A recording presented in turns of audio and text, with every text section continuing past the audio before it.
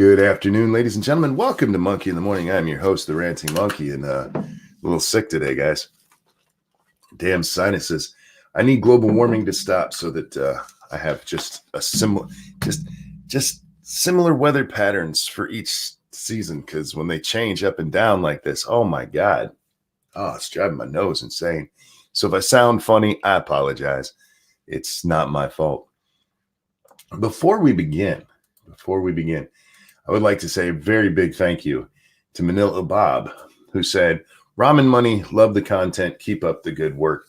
Thank you so much, Vanilla Bob. This was sent to me a few hours ago, actually, and probably the only reason I'm doing the stream right now. I was going to just skip ahead and catch you guys on Scribe's channel tonight it's Monday, right? What day is this? What freaking day is this? Yeah, Scribe's channel tonight for Lords of the Night.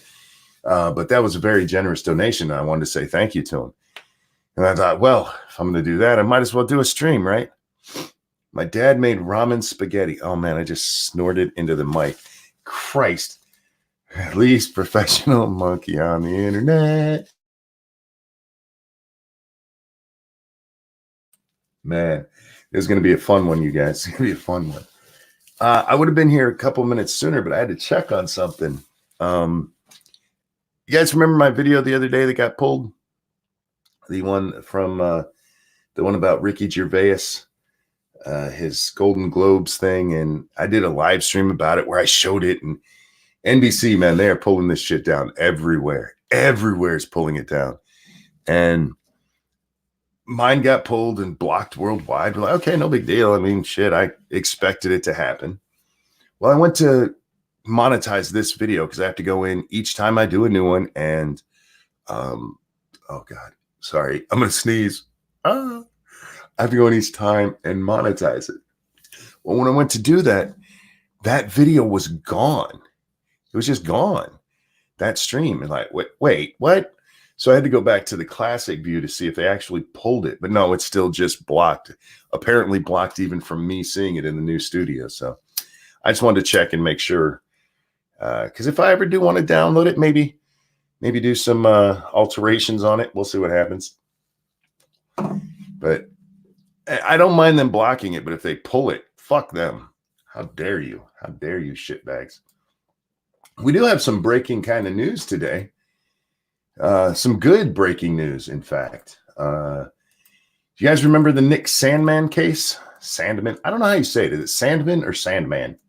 Sandman. Is he a cartoon villain or is it Jewish? I'm not sure which way you're supposed to say that. Sandman.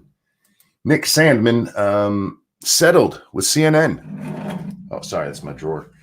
CNN has decided to settle the lawsuit that Nick Sandman has brought against them. It's cool, right? That's awesome. CNN is like, yeah, fuck it, we were wrong. Nobody knows how much they paid him. I hope to God that part of the settlement is a, what's the word I'm looking for?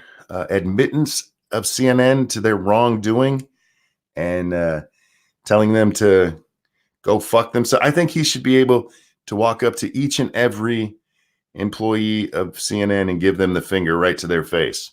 I think that should be part of the bargain. Well, we'll see. I doubt it's going to be, but I feel like that should be part of the clause.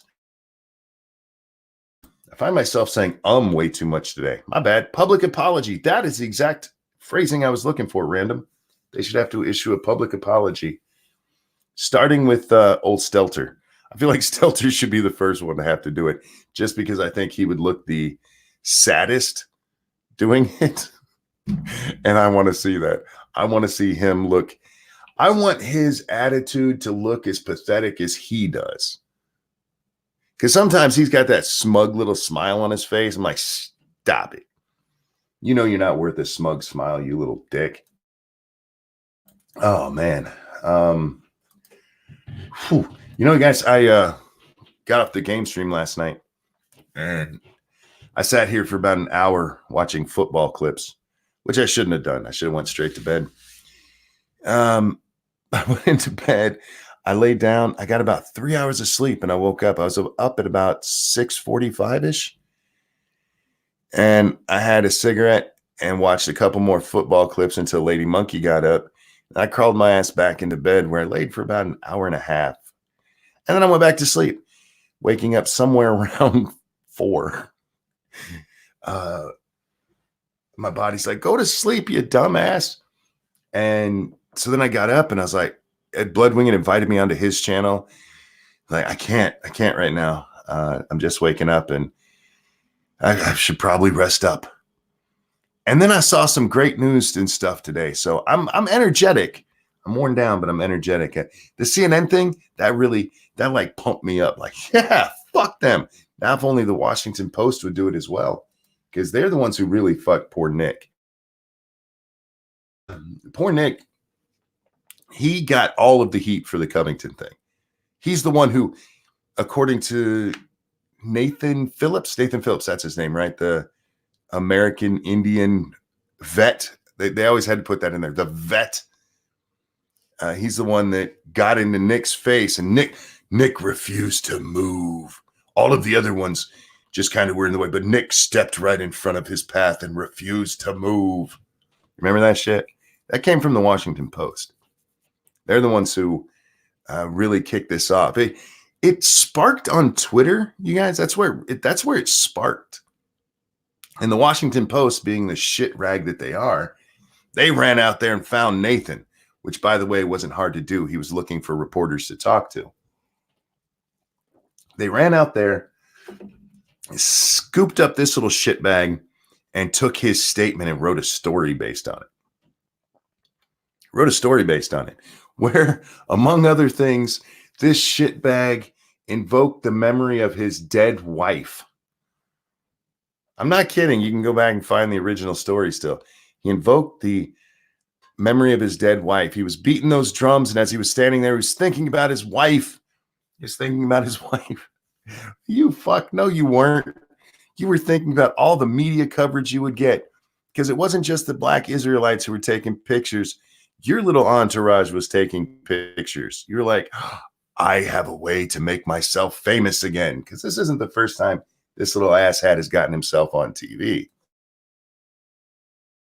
And then it comes out that if you watch the entire Black Israelite video, which was online before the Washington Post ever wrote their goddamn story, you see Nathan Phillips was the aggressor here. And even with that, the Washington Post wrote story after story after story without admitting that this guy was a shitbag, that he was the one that started it all, that Nick Sandmann was just standing there waiting with his class. They were waiting for their bus, for fuck's sake, to take him back. But no.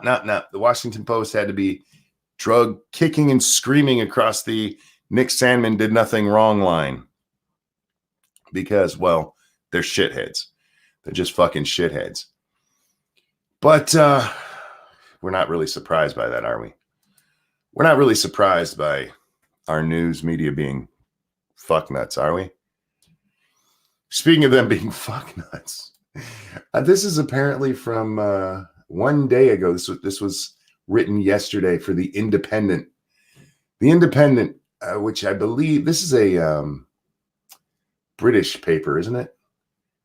I'm pretty sure. Don't quote me on that. I'm still not of like mind and sound body or whatever. What is that? Right mind, not like mind. God damn it.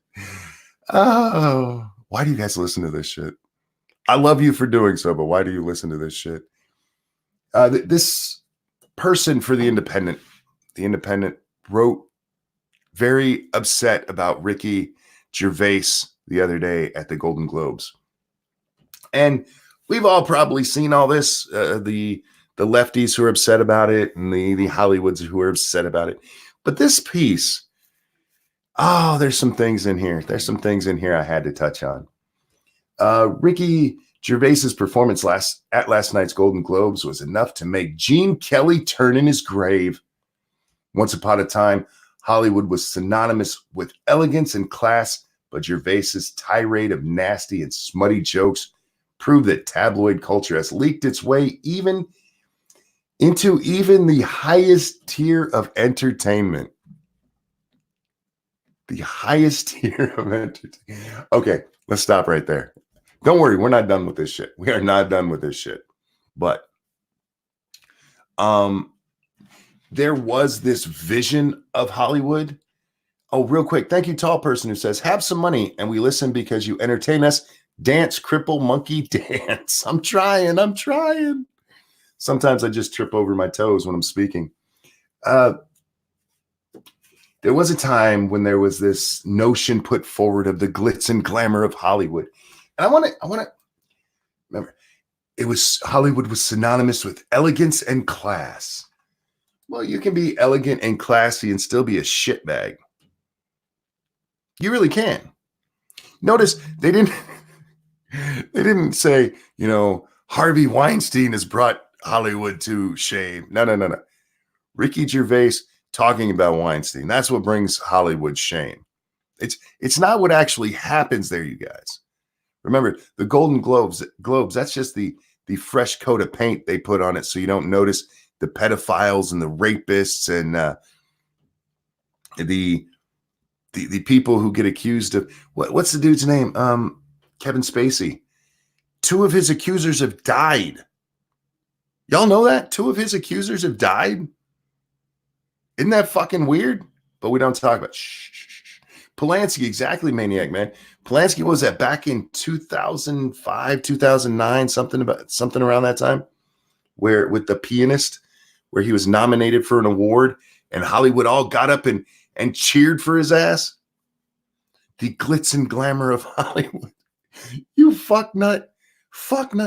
Actually, 3 have died. I'm sorry, I didn't realize there was a 3rd. Holy shit. 3 Kevin Spacey accusers have died. But you guys, Ricky Gervais making jokes about Hollywood. That's the real scandal. These fucking people. It's fucking people. If there's a place for cheap humor, it's at Friday night work drinks after one too many, an episode of South Park, or in a best man's risque speech. It's certainly not on stage that birthed the Me Too movement, one that should respect its power for mass influence. Back it up there, Sparky. I think they inadvertently said something true. Let's listen to that again. It's certainly not on the stage that birthed the hashtag Me Too movement. Well, the hashtag Me Too movement was birthed because of Ronan Farrow's article that was kind of, what's the word I'm looking for here? Kind of pulled back the whole facade of Hollywood and what was going. I mean, we all knew what was going on. That's the worst part. We all knew it was a facade. Everybody agreed was a facade. And yeah, it was kind of birthed there. It was kind of birthed on that stage because young women would see these glamorous actors and want to become one. And then they had to go to Hollywood and suck Harvey Weinstein's dick if they wanted to get on that stage. So, I mean, you're absolutely correct, but not in the way you meant to be. Not in the way you meant to be. Because they're like, oh, if it wasn't for Hollywood talking about it up on the stage, nobody would have joined the Me Too movement. Bullshit. It was already going on strong. Hollywood didn't do fuck all about that. They kept it hidden for years. They kept that shit hidden for years. The awards were certainly not free from activism. Powerful speeches were given by actors, including Jennifer Aniston on climate change. Did you guys see Paul Joseph Watson's latest video? Paul, whether you like him or not, you should watch it out. What's his name over on Twitter? I don't remember. Just look up Paul Joseph Watson if you don't follow him on the YouTube and watch his latest video because he talks about the Australian fires, which is what Jennifer Aniston talked about. Jennifer Aniston talked about how horrible the fires were and said they're absolutely because of climate change. Nope. Prison Planet. Thank you, Jamie. Prison Planet is Paul Joseph Watson on Twitter. Absolutely because of climate change. Nope. The wildfires are because of arsonists and a refusal to take care of the fucking ground and shrubbage and trees. A refusal to make fire breaks. It is all because of environmentalists who don't know what the fuck they're talking about. But it sounds like we're saving the earth, you guys. So let's make an incredible tinderbox and maybe start some fires and see what fucking happens. Thank you, Snub Earth, who says CNN settled the lawsuit with the Covington kid. Yeah, I opened with that, Snub. Old Sandman's getting paid, and I hope he's getting a lot. I hope he's getting a lot of money out of those little shitbags. Because he should have just been a kid who was allowed to grow up, and instead he got death threats and became the face of the alt-right, even though he's not alt-right. He's just an America First guy. Not America First. Hang on. Back that up. He's a MAGA kid. They were there for protests against abortion, but that just means he was right-wing. But he didn't ask to be thrust into the spotlight, Greta, for those who, what about the Covington kids? They didn't ask for it. She did. Stop making that comparison, retards. Anyway, I got a little distracted there. Jennifer Aniston, yes, absolutely blame the Australian wildfires on climate change. Wrong. Where else? Joaquin Phoenix on veganism. I missed that. I did see a tweet from Stella, I believe it is, who made his tux. They're happy to partner with him, guys. I'm not making this up. You can look at it on Twitter. They're happy to partner with Joaquin Phoenix because he's going to wear the same suit throughout the awards season, helping to reduce waste. Can we get this man an award for his environmental activism by wearing the same suit, 3-4 times? So brave. So brave. But apparently he talked about veganism. I missed it, so whoops. Let's see what else. Michelle Williams on abortion rights. Yes, this is the woman who got up there and told us that she wouldn't be there if she hadn't had an abortion. Oh, God. Literally, look, ladies, if you want to be successful, kill that kid. And Patricia Arquette on the conflict between Iran and the U.S. Again, with no understanding what's absolutely going on in this whole situation, where we didn't just kill this general. This was done for reasons.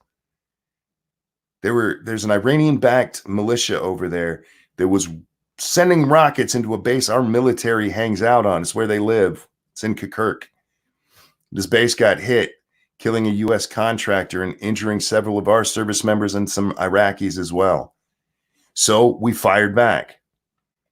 And then they stormed our embassy. And it just so happens the shitbag of a general who does the Iranian military's work outside of their country, who is their guy that you send in to teach terrorists how to be terrorists, just happened to be in Baghdad. So he blew his ass up. But they don't, don't talk about that. It's just Trump being a dickhead. We could have got him at any time, guys. Why now? Why now? Why would we choose now? Well, maybe if you paid attention to the fucking news, Patricia, you'd know. It's not all about, there's so many people. This is just the neocons. No, there's some neocons we're beating off over it, like Michael Bolton. But these are the same neocons that wanted us to blow up Iran over the drone that was shot down. Trump has been very measured, and this was a bad man who deserved to go. And he was not there in some, he was killed with other fucking terrorists, for fuck's sake. Nah, man. That was just Trump being a dick. He just wanted to kill an Iranian to start a war. Fucking assholes. But any meaningful message is dampened when the man at the helm is making schoolboy jokes about pedophiles. That's what dampens it. Pay no attention to the pedophiles. That doesn't dampen the glitz and glamour of Hollywood at all. No, that's just how you get shiny balls. That doesn't dampen it at fucking all. Nope, nope, nope, nope. It's somebody making jokes about these shitbags being pedophiles. Can you, for fuck's sake?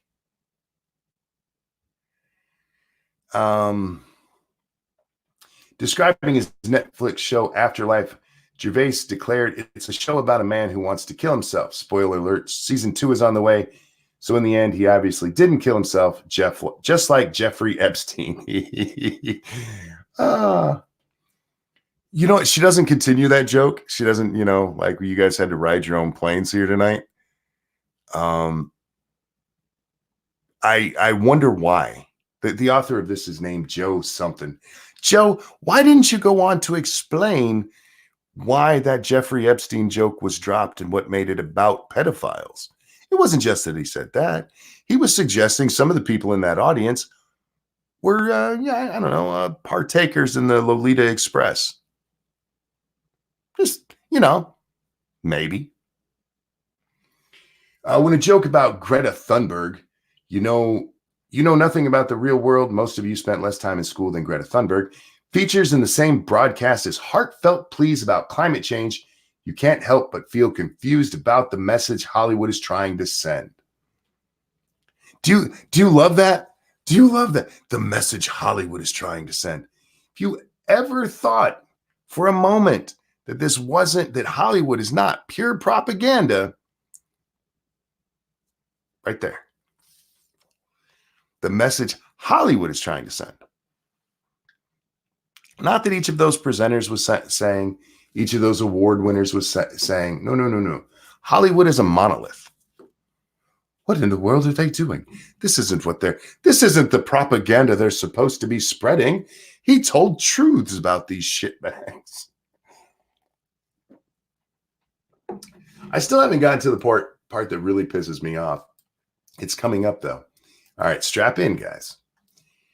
Gervais joked about actors trying to seem woke. Quote, "You say you're woke, but the companies you work for, Apple, Amazon, Disney, if ISIS started a streaming service, you'd call your agent, wouldn't you? If you do win an award tonight, don't use it as a platform to make a political speech." End quote. And then this Joe idiot says, "But at least they're trying to use their platform for good, and this shouldn't be taken lightly." All right.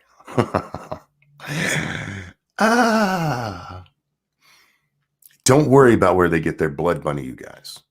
Don't worry about how they actually live their lives. Don't worry about these climate champions who run around the country on private jets, because they're not going to mingle with you little people. And they sure as hell ain't bussing it. Don't worry about how they actually spend their lives. They are spreading the good word. Don't worry about them being giant fucking lying hypocrites who fuck children, who lie for a man they claim is a rapist just so they can get a job. Don't worry about none of that. Damn it. They're trying to tell a good message. They're trying to use their platform for a good. You fucking shitbag. Don't worry about them spreading misinformation about what's actually going on with the Australian wildfires, so that maybe after this is contained and the damage is done, we can prevent it next time. No. Don't worry about them doing that. I mean, they've been doing it in California for years.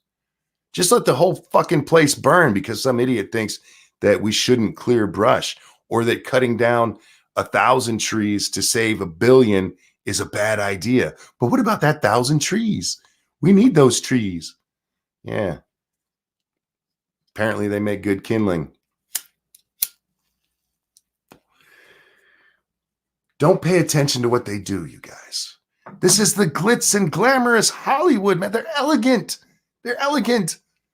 And Ricky Gervais went up there and said bad jokes. He made bad jokes. He made them feel bad about themselves. He told the truth about them being uneducated shitbags who don't have anything in common with those of us who live, I don't know, say not on a coast. Such privileged shitbags who probably couldn't even tell you the names of their children unless they gave the child some funky name so they could remember it. A child they haven't seen in 6 months because it's being raised by some little Mexican woman they're paying under the table because she's here illegally.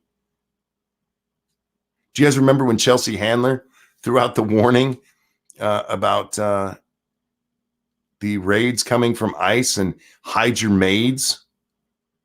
Do you remember that? Nobody got pissed off about that in Hollywood. No, none of them went, hey, I employ my nannies legit. I pay Social Security taxes and all that stuff. Oh, it was Amber Heard. I'm sorry. Amber Heard. None of them were like, hey, look, I pay my taxes and I only hire people here who are here legally. They were all like, oh, shit, man. We better open that basement that nobody knows about where we keep all the illegals for when we need a new one. Oh my God, I fucking hate these people. Thank you so much. Burned Koala. Oi Greens, look at me. Look at me. See the skin grafts? Yeah, I thought so. You did this. You're not wrong. I'm sorry if you're actually, oh, that's the Burned Koala. I get it. Yeah, the greens are why Australia is burning like it is. It's also the reason California is burning like it is and has been for the last several years. Record wildfires. It's because of global warming. No, it's because you're not taking care of the fucking forest, you morons. You know how fire spreads? It has to land on something that'll burn. You make fire lines, these wide swaths where you cut out all the trees so the fire can't pass there. There's nothing for it to burn. And then the trees on the other side are saved. But no, can't do that. There's a one video in Paul Joseph Watson's latest video. He links to this Australian who's pissed the fuck off, talking about them back burning and how they do it in the summertime now instead of the winter. Australia's fucking hot anyway. But yeah, you're setting fire to things at the time it's most likely to burn the best. That's a good idea. That is a really, really good idea. Pinky, yeah, it's called forestry, right? You would think. But no. They can all piss off. My mate's parents lost their house. I'm sorry to hear that, Richo. I hope everybody's safe. I mean, it's bad to lose your stuff, but life comes first. We lost all of our stuff in a fire once. Well, not all of it, like 90% of it. Many of my childhood memories just burned. Pictures, and Mom was smart enough to bring quite a few pictures with us. But I remember we had this whole chest of pictures that weren't in albums or anything, and it literally filled to the brim. And I don't know, like 2 foot long, 1 foot wide, and like 3 feet deep. I mean, this was a deep chest, just filled up in smoke, gone. Because a couple of idiots, just 3 to be exact, a trio of morons decided to break into our house and set it on fire. I get it, losing stuff. It's hard, man. My parents were devastated. They were devastated. They lost. I was a kid. We lost toys. They lost memories, and I get it. But I'm happy they're safe. What is it? 18 people have died out there now, something like that. The devastation is horrible to the land, to the families, to the structures. But as long as people are safe, that's the beginning. At least you can rebuild from there. But yeah, when you do rebuild, how about this? How about take the lessons we already fucking know and apply them, and stop listening to little greenies who just got out of college, or haven't even been there yet, Greta, who think they know every fucking thing, who repeat things that grown-ups told them, who are usually morons themselves. And how about we actually start applying things we know? If you believe global warming will make wildfires worse, then now more than ever, you need to be paying attention to how we should be doing forestry, how we should be doing controlled burns, how we should be making fire lines, how we should be cleaning debris, and not just run forward like, save the trees. Because instead of saving the trees, you're burning them and killing people. But hey, what do I know? I'm not some Hollywood star who's fucking children and upset that Gervais is making jokes about that because it ruins the glitz and glamour of fucking Hollywood. That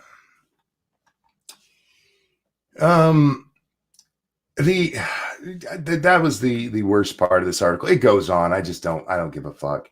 It's another upset liberal mad that the veil has been pulled back on Hollywood and we get to see what they actually are. And they're mad that their glamorous day, their martini was probably ruined as they were sitting there with a group of gay people cheering because that's apparently the Super Bowl for gay people, the Oscars, the Emmys, the Golden Globes. They have these parties. And they probably had that ruined by Ricky Gervais reminding him that their heroes are fucking scumbags. Dress them up any way you want to. They're still fucking scumbags. It's fucking ridiculous. I don't want to say I ranted about this on the last Monkey in the Morning for way too long because it pisses me off. It pisses me off. Look, I like celebrities. I enjoy watching their movies and stuff. But when it comes time to celebrate their actions, fine. I think that's a good movie. But if you're a dickbag, I'm not celebrating you, even if you were a good actor in it.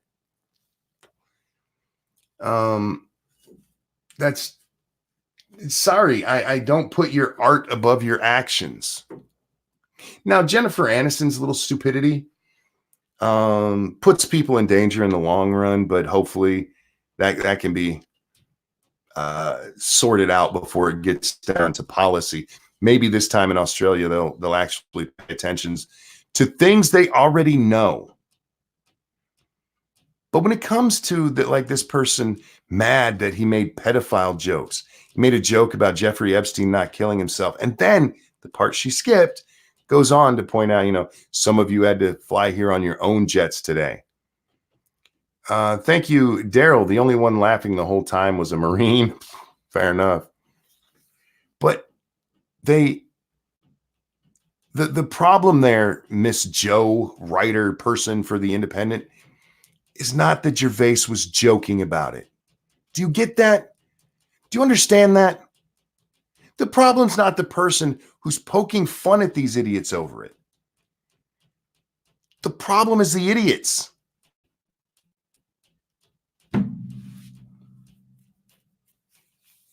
The problem is the pedos, and they're like, no, it's not. Look, that pedo's a great actor.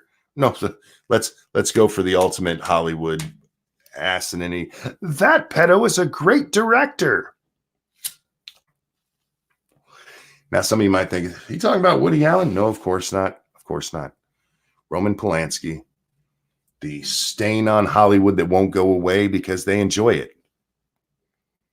They enjoy it. They like having once again, if you guys don't know the story of what happened in Roman Polanski's case, there was a woman who showed up at a party of his who left her child in his care, and he drugged the child and raped it. She was 13. This isn't a guess. This isn't an innocent until proven guilty kind of thing. He admitted to it. He copped a deal. And then instead of going to the courthouse where he was supposed to be going for sentencing, he jumped on a plane for France. This was back in the 70s. And Hollywood still celebrates this man as a hero. He's a great man. Great man. He just butt fucked a 13-year-old girl that was passed out in his bed. Yeah, the glitz and glamour of Hollywood, you guys. Yeah, I don't want to stay on this. I don't want to stay on this because it's going to piss me off longer and longer that I talk about it. This was a story I actually saw from Scribe. And I just had to read it because it's funny as shit. We're gonna move on from that, guys. We're just gonna move on. I'm done with that. I can't anymore. But I want to show you the girls. This is this is her mugshot. We'll show you this first, and then we'll read about the crime. Suspect in alleged hijab attack arrested after failing to appear in court. This is her, y'all. Look at that. Look at her. She looks like she just smelled something bad. No, this is her mugshot. And I bring this one up. Because I was like, well, how did they? Okay, we've heard about these fake alleged hijab crimes before. So, I mean, what's actually going on here? Here's the story. The 24-year-old victim, the 24-year-old foreign exchange student from Saudi Arabia told authorities that Campbell approached her and grabbed her hijab. Campbell allegedly tried to choke the victim with it before forcibly taking it from the victim. Now, here's where the fun part comes in. Not that it's fun. Don't do this to people. Fuck, what's wrong with you? I hope she was drunk off her ass, because just wait. According to the court documents, the victim said Campbell then undressed and was completely naked except for a leather jacket. She said Campbell danced with the hijab and rubbed it on her intimate parts of her body and between her legs, mocking the victim and her religion. Around that time, police arrived on the scene and witnessed it happening. The victim says she no longer feels safe wearing the hijab and is relying on alternative methods to cover herself. So this chick, she steals the hijab from this girl and then gets naked, leaving on only her jacket. I wonder if it's cold. Leaving on only her jacket and then, wiping herself with it. If she wasn't drunk, this woman is a danger to society. Holy shit, who does that? Even drunk, like, I'm gonna take that and get naked. And then there's that end part. The police witnessed it, so now it's not like police have never lied before, but I hope they took pictures. I just hope they took pictures. Oh, God. It's one of those stories where my mind is like, how? How do you get to that point? What part of your brain goes, you know what? Now, if they said she just took it and wasn't this in a Michigan paper, probably cold? Well, I get that, Becca, but you're still going to be cold naked. What if they said she like mockingly rubbed it against her crotch and her ass, that kind of thing? Okay, I would get that. Even, she did it through her clothes, put it down her pants. All right. I getting naked to do it. That is a whole nother level of fuck you. That is a whole nother level of fuck you. You crazy bitch. And look, this isn't me defending Islam or anything, but leave people alone for their religious stuff. Just leave them the fuck alone. That woman wasn't hurting you. And you just went and ruined her day. And as for her, I'm so afraid. You only got to be afraid of that if you see this woman again. You've been wearing it how long? And when was how many times has this happened to you? How many times? Relax. You'll be fine. But yeah, got naked to do it. That's where CNN is mad at the Babylon Bee. Why? What did they do? Are they making fun? Did I miss a great Babylon Bee? The Babylon Bee pisses off a lot of lefties. Do you have an article or something on that? Oh, you posted it in MIT AM. Cool. Let's pull that up. Because I'm always interested in CNN attacks the Babylon Bee. Is the web only big enough for one fake news site? Oh, that's cute. On Sunday, a CNN reporter sounded the alarm over the popularity of a piece published by a conservative satirical site. As Fox News reports, last week, the Babylon Bee drew some laughs for an article poking fun at Democrats' reaction to the U.S. airstrike which led to the death of General Qasem Qasem, however you say his name, Soleimani, using the headline, Democrats call for flags to be flown at half-mast to grieve death of Soleimani. Oh, I fucking love the Babylon Bee. You know what? I got to say this. We're going to pause here. One of the reasons the Babylon Bee is so funny is the same reason Ricky Gervais was funny. It's not that the Babylon Bee is saying anything all that clever a lot of the times. They're not. They're, for the most part, making pretty cheap jokes. But no one else will do it. No one else will do it. They're edgy because they're the only ones. The only ones that get any attention without being called outright racist. Whoops. Should back that up. They're the only ones who get a huge following for it. And, okay, maybe not the only ones, but one of the only ones. So put it that way. They get this because they put it out there and it gets shared and shared and shared on social media. I'm actually, to be honest with you, surprised they haven't gotten banned off Twitter because those are fake news stories. It doesn't matter that it's a fucking satirical site. Yeah, as John Miller just said, just a reminder, the Bee has had to have their articles verified by Snopes. The Babylon Bee has had, I think it's at least 3 stories fact-checked by Snopes. Now, not stories that have been picked up and run by other people and it turns out to be the Babylon Bee. No. Actual Babylon Bee articles. This is a satirical site. None of their articles are real. And Snopes has run at least 3 different fact checks on those fucking articles. That's where we are, man. Fact-checking satire.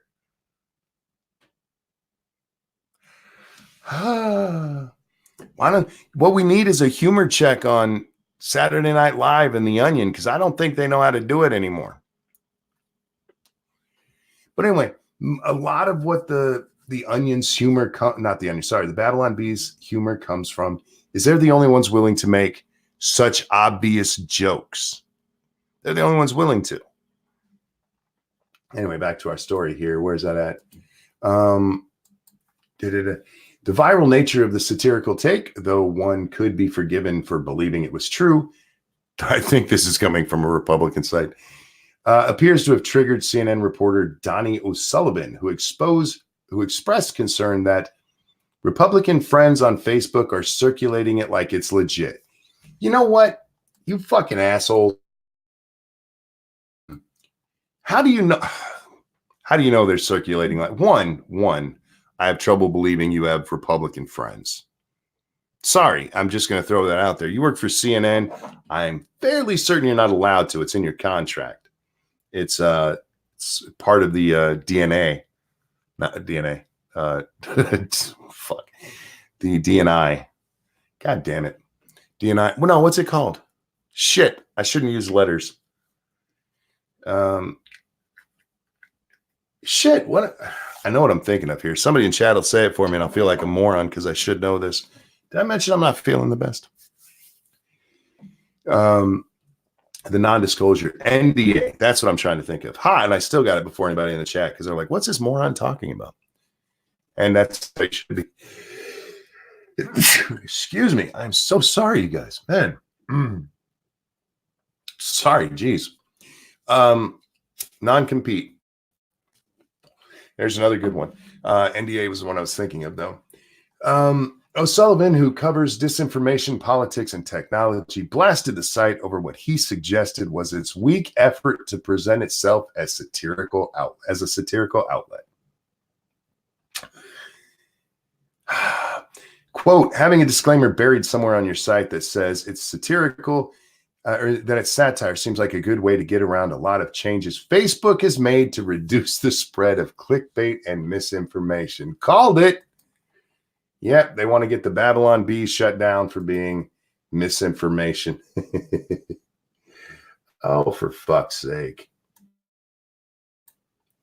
Sorry, I'm about to sneeze again. CNN has plenty of friends registered Republican. Oh my God, caught that one before it made it all the way here. Buried, it's right in the banner, right, Krill?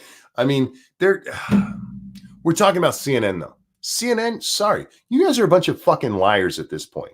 You're not propagandists like MSNBC.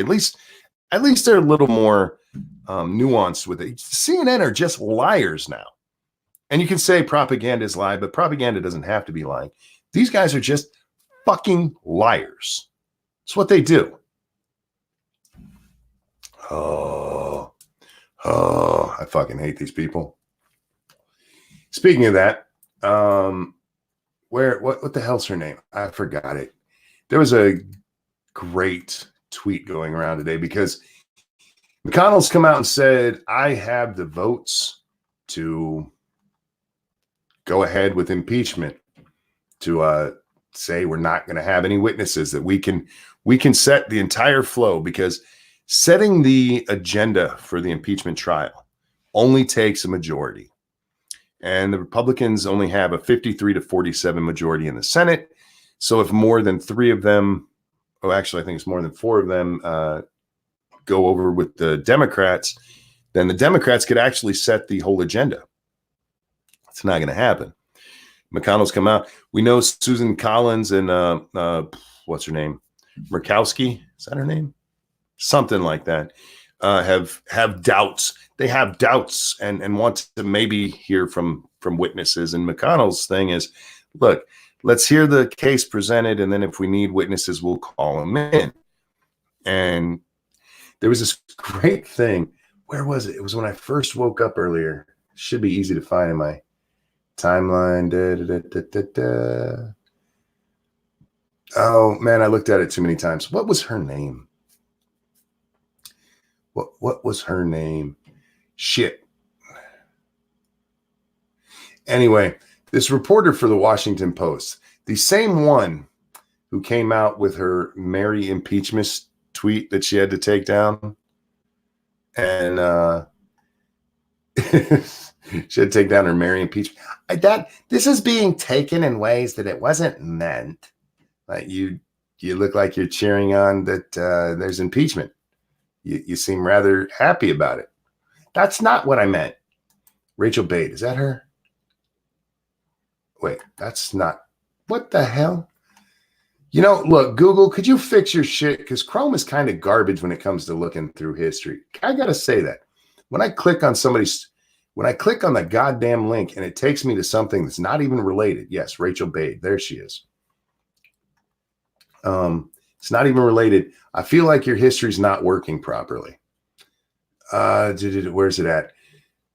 McConnell locks it up. Now the question is, what will Pelosi do? Does Bolton's statement embolden her to play hardball to get a commitment from Mitch on witnesses? Pelosi leadership team huddles tonight. Pelosi can't do dick. Can't do dick. She has no leverage with the Senate. She can bring the articles of impeachment over, and she can name the team that's going to be prosecuting the president. That's it. That's her entire involvement in the Senate process. She doesn't get a say. She's not the supreme leader of the Congress. She's the Speaker of the House. What she should have done, if she really wanted all these witnesses, if she really wanted these documents they keep telling us are missing, if she wanted all that stuff, she should have told them to slow down the impeachment, go through the court process, and get them in there that way. And then she'd have all of that evidence to go to trial with. She didn't do that. She decided to go we have an election coming up. The Nadler route is what I'm calling it, because he's the one who came out and just said it. We all knew it. Anybody paying attention knew it. Like, why are you guys rushing this? So many people, why are you rushing this? Because they wanted it ready for the fucking election. They wanted to be able to say, he's an impeached president when they were going into the election. That's what this has always been about. Now, if you go back a year or so, if they'd been able to get some impeachment, yes, you might have been like, okay, they actually want to remove him. They don't care about removing him. They know they're not going to be able to remove him. They just wanted to be able to say they impeached him. So if they had backed off, they just backed off a little bit, gone through the process, go through the courts, which, yes, I'm sorry, Nancy, might have taken up to a year. But if you'd done that, you'd have already had these witnesses. And now you don't have you have no leverage in the Senate, no matter what old Rachel Bade thinks. Rachel's comment is in direct. McConnell tells GOP senators inside the lunch that he has the votes to proceed with impeachment trial without witness a deal, per two people familiar. And Rachel's thing is, the question is, will Pelosi play hardball? She can't play hardball. She has no fucking leverage. None.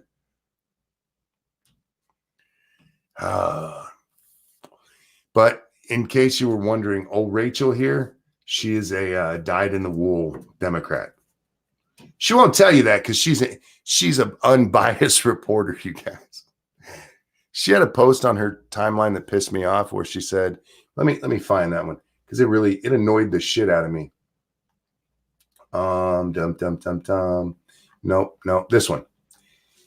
Saw new Star Wars, loved it, despite the abysmal reviews from fellow fans. I don't mind that. Like what you like. But then she says this.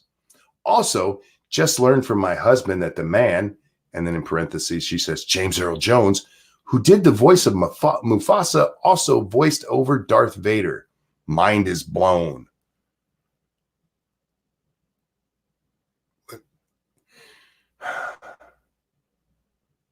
Rachel, you're not smart enough to be reporting news. Lion Patriot, thank you, says, I hope you've slept. I kind of did. It wasn't, was she born yesterday? I know, right? I know. Mind is blown to find out two actors who sound exactly the same are the same person. Sorry, two characters. I said actors. Yeah. Mind is blown. Oh, if you ever hear us talk about the press and it's like they live in their liberal elites. I mean, she lives in Washington. They live in a bubble. They don't know. It's very much what Richard Gervais said. You have nothing in common with the regular people. She's proof right there. How the fuck do you get through life without knowing that? This woman is in her 30s, by the way. She's hitting that wall, you guys. It's a good thing she got a marriage. But she's hit a wall. And apparently when she hit that wall, it jingled something in her brain, which let her understand that Mufasa's Vader. Oh, God. Oh, God. Anyway. She also put this out there. Several Senate Democrats are now saying it's time for Speaker Pelosi to release the articles and let the Senate take over despite no witness agreement. Yeah, because that's their fucking job at this point. I love that when I read that. Well, what will Pelosi do? Does Bolton's statement embolden her to play hardball? Bolton said he'd be willing to testify if he was called. That gives Nancy Pelosi exactly fuck of leverage to use against the Senate. None. Zero. Zilch. I don't care how much Mary impeaches praying you do. None, Rachel. But this is one of the Washington Post's congressional reporters. The Washington Post, y'all. This is the outlet that pretty much every other news outlet, including the New York Times, CNN, MSNBC, Fox, all of these places use as a source for a lot of their material. They're also the ones who broke the Nick Sandmann story. To bring this back around to earlier, the Washington Post. She works for the same outlet that gave us the Covington kids. Good job, dumbass. You fucking twat. Nick Sandmann. Oh, he's trending, man. He's number 3 on my trending right now. I did see yesterday, I think it was, Judge Judy. Judge Judy has come out in favor of Mike Bloomberg. Judge Judy. I like you. I think you're a pretty smart woman. But I have a feeling you're only doing this because you hang out in some rich circles in New York, and he's a friend of yours. B Junkie said, "What happened with Sandman?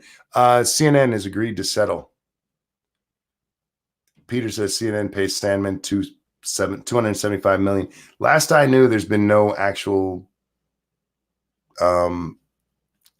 details of the settlement. If anybody has a story with that, please let me know, because I'd be willing to read it. But as far as I know, everything says that the agreement has been sealed. Have you seen the LA Times article criticizing Ricky Gervais? I haven't.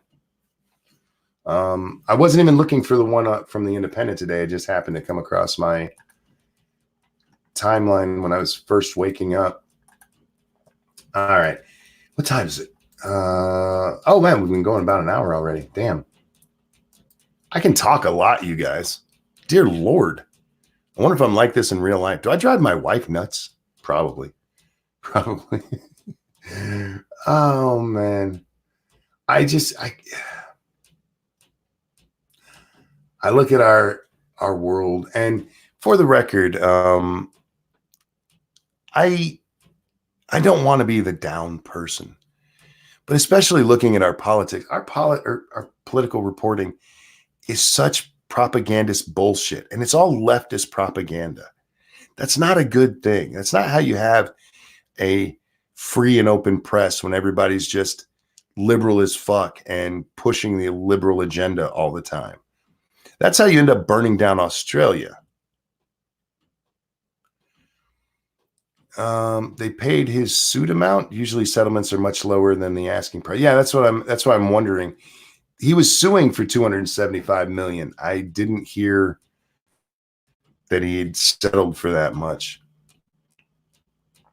RJ asks, how often do I talk to myself? All the time. All the time. I have no shame in it. And yes, I answer back. I have full conversations with myself. It's how I think. It's how I break down ideas and try to poke holes in my own logic. If I can poke holes in my own logic, it's already fucked up. So Sinatra says, I'm not over last night. What are you mad about? What are you mad about? And why are you mad? Man, why my friends keep getting mad at me? Y'all need to chill. Y'all are so touchy. So touchy. Especially you, Sinatra. You're never mad. What the hell? You mad for? Do-do, do-do-do. There you go. Sent him this. If you want to come yell at me, there you go. That ending bullshit. That dude, and I can only play Stick Fighter so much, and the Brawlhalla game, I get the appeal to people who like Smash Brothers, but it seems like a really, really slow Smash Brothers. Like a really slow Smash Brothers. And not even that you gave them 99 lives. It's like, how many times can you get boinked off the side and still be fine? Mr. Scott says, I want to stick fight you. No, I like Stick Fighter, but the appeal to it to me was just mashing the buttons to see what happened. Oh, the ending of the game. Oh, dear God. You know, I'm not as mad about it as you guys were. Okay, so we how many shows was that? 9, I think it was, 8 or 9 episodes where we played this game Desolate. And as we played through this game, there's potential in that game. There is. They built a world that if you put good characters and good combat into and a good story, you can do a lot with. There's creepy elements of it. They should leave the sun out a little bit more. But it's okay. The combat is junk. Just garbage. But the story, as we were going on, me and Satsu both, we get pulled into, I was like, all right, what the fuck is going on here? And we had some guesses and stuff. And then you get to the ending. And the ending might as well have been the Dallas, it was all a dream kind of thing. Literally. I'm not making that comparison like, well, it was shitty just like that. No, it was all a dream. That was the part that, like, wait, what? The ending of that, the payoff at the end, it was just like, all Are you fucking kidding me? I still had some fun with the game, so I'm not that mad about it. I wasn't so invested. It's not now. If I ran into that and say Red Dead 2 and that was it, I'd have been like, "Oh nah, fuck you, fuck you. I hate you forever." I will be very cautious to play another game by this developer again because, yeah, it was the end felt lazy. It really did. You have all of this stuff, and I guess there were clues that this was going to happen when nobody actually seems to have a name, except for there were two people that had names. It was just, you're right, Sin. I'm not, but you know what? I've let it go. I've let it go. I'm going to move on. Badger, my dude, where have you been? I wanted to tell you regarding the Patriots. I was right. I was right. Just throwing that out there, my friend. Big Assassin says Mass Effect 3. I liked the original ending of Mass Effect 3. I think the original ending of Mass Effect 3, the choices you can make, were the only ones that actually went with the story. The whole story is that you're not going to survive. The whole story. Running simulation with the worst ending ever. Now, I will give you that. This game, there's a lot of games, and I've actually talked about this in my Red Dead 2 playthrough. Rockstar is really fucking horrible about just making you go back and forth across the map, but at least they give you a horse or a car, something to make it a little bit quicker. But you go across the map, you kill somebody, and then you come back home. You go across the map, you kill something, you come back home. Go across the map, you steal something, you come back home. This game is just run and then come back. Run and then come back. Like I said, there's so much potential. There really, really is. I don't even remember what I said about the Patriots. You just said I was wrong. You said I was wrong because I said that when the Patriots lost to beat the Dolphins in week 2, it showed they had severe weaknesses. And you were like, what? What are you talking about? Just showing that I paid attention to that game because I hate the Patriots. No, that game could have been so much better. Desolate. I wouldn't recommend it to people, but I'm not mad that I played it. I had fun with it. But the ending was like, wow. I just wish they'd done more with the environments. I wish that creepy little girl where she popped up at some point. It would have been great to have more, to have a meaning to that because it was spooky, man. They did have weaknesses, but you're still wrong. They didn't show them in week 2. Bullshit. Called that one from week 2, y'all. That's how smart I am. Now I can't call anything else. I put all my attention on well, that's not true. I called one more thing. I called the Chargers losing most of the time. And that's because I pay a lot of attention to them too. Officer Buck, thank you so much. Still having snitchy dreams. No, my other dreams have been even worse. And I'm not going to talk about those because I think I need to see a therapist at this point. I think I need to see a fucking therapist. My point was never that the Patriots had no weakness. My point was that week 2 wasn't when they showed those weaknesses. And my point is it's exactly when they showed those weaknesses, which is exactly why the Dolphins were able to beat them in week 17, because they saw it too. Yeah, when they beat the Dolphins, they should have, if the Patriots were as good as everybody thought, they should have beat the Dolphins by 60 points easy. And you got to remember, 14 of their points in that 43-point win were from the defense. Their offense should have been able to, the Chargers beat the fucking Dolphins handily. Seeing you guys play Desolate makes me not want to play it anymore. Angry, I don't blame you. I see the appeal, especially early on, as you're learning and like what are we doing here? As the story's coming to me, and Satsu said several times in the last couple of streams, we're really invested in the story. even for whatever, flaws the game might have had, being a running simulator, for instance. But once you hit that ending, man, if you watched and saw the ending, I wouldn't play it. I thought we were your therapy. You lied to us. Oh, Pink Hollow, I meant licensed therapist. I need to go see somebody who can put me in a padded room if need be. I wonder if they'd let me stream from there. I bet the sound quality is awesome. Bet there's no echo in those fucking rooms. Imagine if we got Monkey to sim race. What's sim race?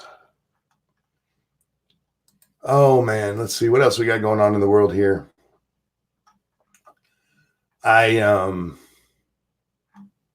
There was that slap video, if you guys didn't see it yesterday. That was fucking awesome. That dude smacked the shit out of the other one and basically knocked his ass out because he caught him right on the chin. I don't advocate that stuff. I'm just saying it's funny. Tell him what you said about Lou Bega yesterday. Oh, sure. Badger.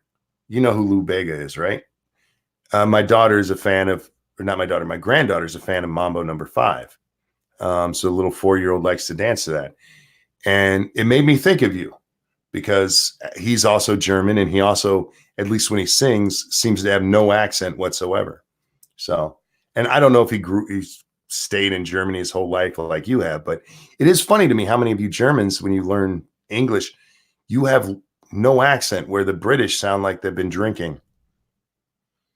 Someone post Monks a link about the 55 dead at the Iranian terrorist funeral. I saw that when Soleimani's funeral was happening.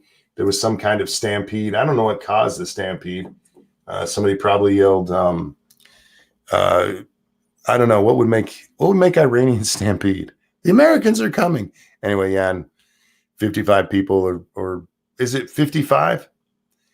But yeah, they got trampled to death in a stampede at the Soleimani thing. Don't tell your grandkid what Lou was singing about. Never will. Never will. She'll eventually grow up and find that out on her own. Someone yelled drone. I don't remember what the matchups are for this week, but I'd say Baltimore for sure wins. Who do the Packers play? Oh, God. I knew this. I'd looked this up earlier. Let's see. Badger, you want to come talk football for a little bit? I don't know if you're in a position where you can, but we'll round this out on football for those of you who are like, I don't want to hear football. Shut up and take it. Or I'm sorry. Shh. Just let it happen. So I got to find Badger in my tweets because it doesn't let me look people up anymore. So I got to scroll for them. And I got to remember how long it's been since I talked to Badger. God damn it. Mm-hmm. It's sad when it's easier to just look them up and then send them a message that way instead of being able to do it the normal way. There we go. You sent me an I'm here right as I found it. So let's see. This week we have the Vikings at the 49ers, the Titans at the Ravens, the Seahawks at the Packers, and the Texans at the Chiefs. I'm actually going home field for all of these. I think, which is weird because in wild card weekend, 3 out of the 4 away teams won. Are the German secret police on a beer break? Oh man, 49ers are going to be tough. The Niners look good, man. They really, really do. I would like to see the Niners and the Packers in the NFC Championship game because I think it would be a good game. The only home team to lose is the Chiefs in my pick. Really? Really? The Texans are good, but they're not beat the Chiefs good. Beating the Bills was not much of a look. The Bills have been a good team this year. If things had gone a little different, they might have won their division, but I don't think they're that good. I sent Monkey a pic to the hashtag too. You guys trying to distract me from football talk? How dare you? I can talk football and look at boobs. I am a good multitasker. Wow.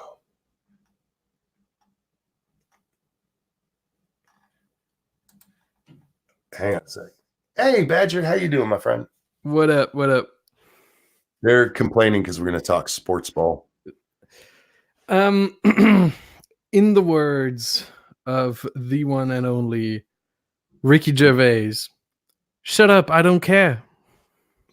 I prefer to go with the words of the immortal Ranting Monkey and go, shh, shh, shh, shh, shh. Just let it happen. All right, guys. So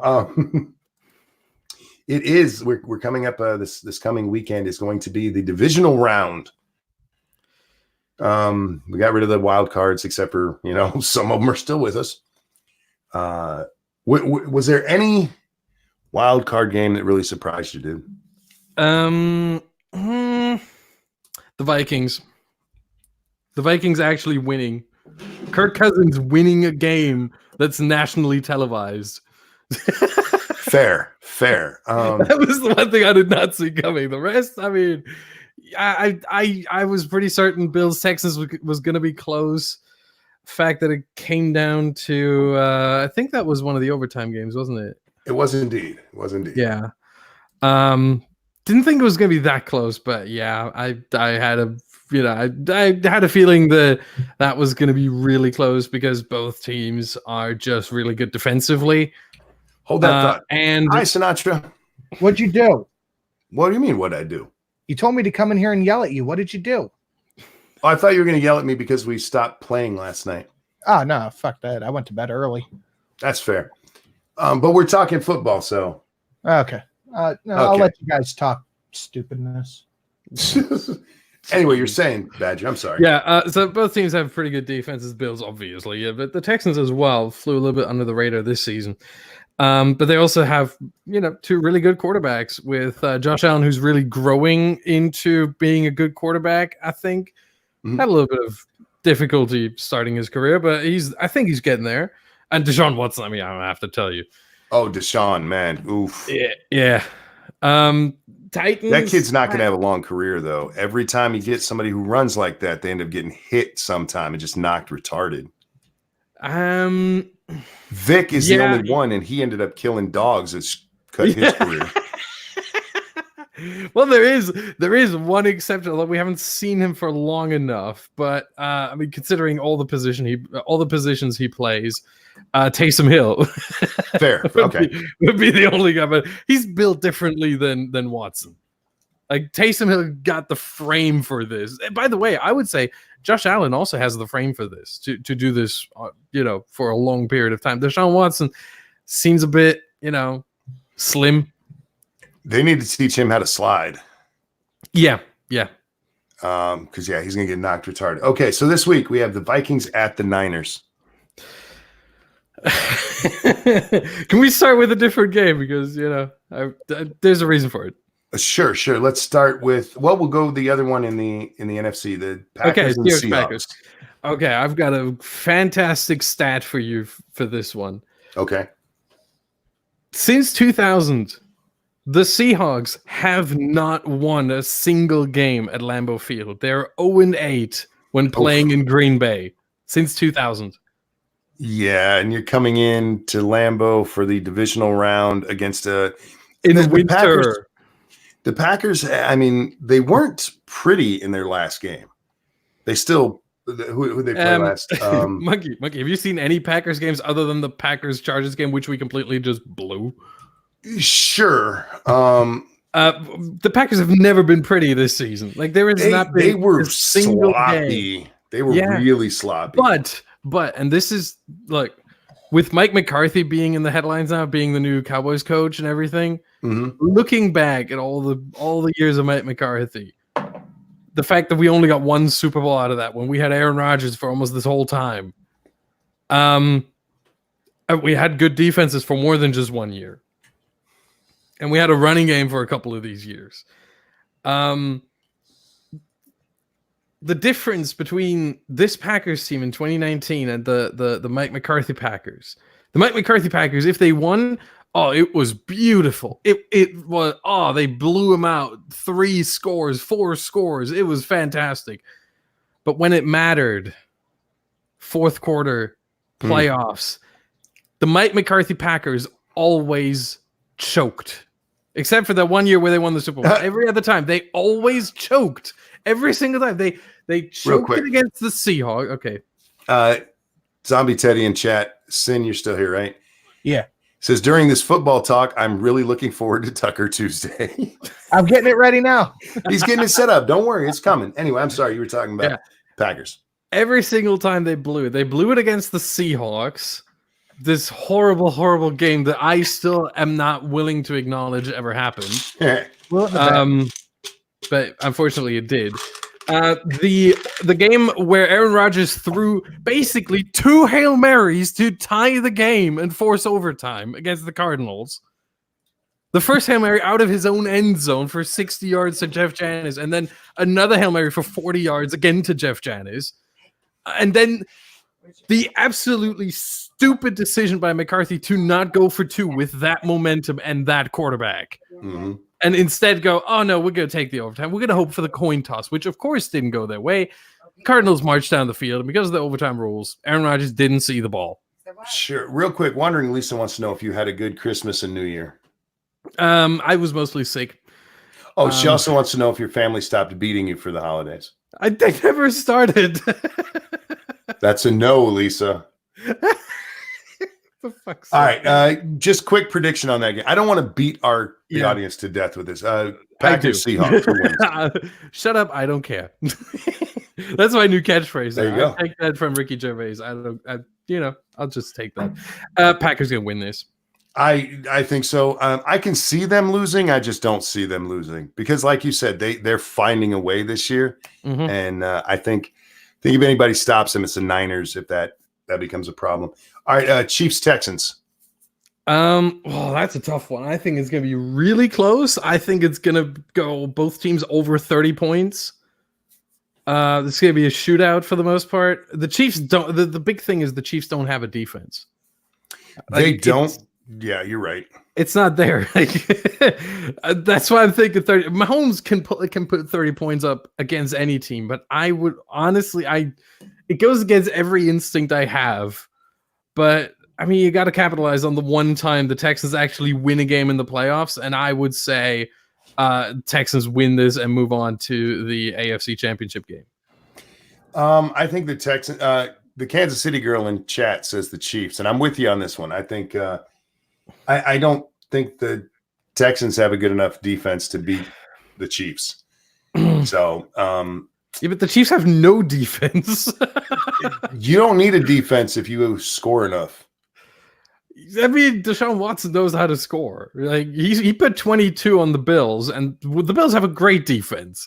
So he put 22 on the Bills in overtime. He put 19 on the Bills, and the Bills have they ever allowed more than 2 touchdowns this season? I don't think so. Let's see something real quick. They barely allow 17 or more. The Bills were just one of the best defenses in the league. The Texans have scored 3. Cryptic, thank you. Packers are like German gas chambers, sometimes hot. Oh, I disavow. The Texans this year, 378 points for 385 against. Their defense sucks. Where the Chiefs, 451 points scored, 308 allowed. The Chiefs? Just by the Chiefs, yeah. What?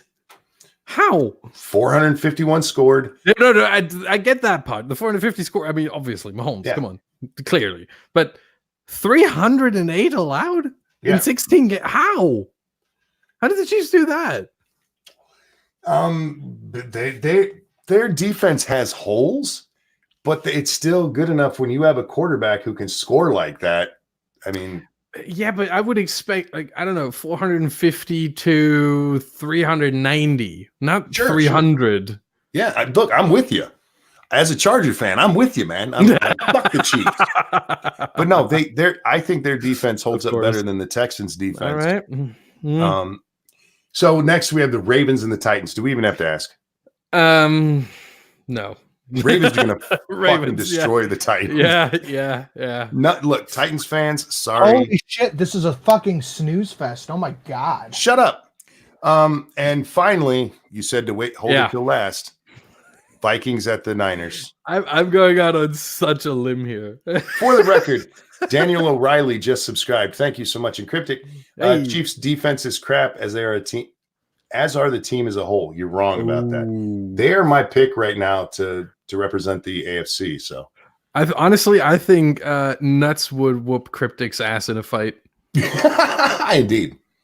All right, so you're picking the Vikings, I guess. I am picking the Vikings. It goes against everything, it's completely counterintuitive, and I don't have any good arguments for it, other than Kirk Cousins now has momentum. The Vikings, I think, in the playoffs, I feel like oftentimes stuff like this comes down to weather.